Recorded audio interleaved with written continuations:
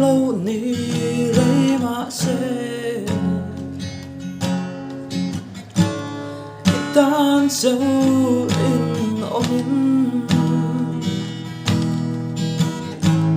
gần cả ra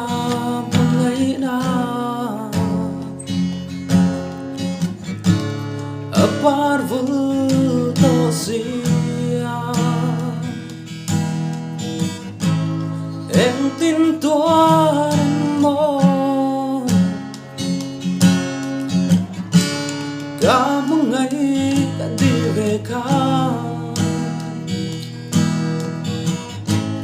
mi u cây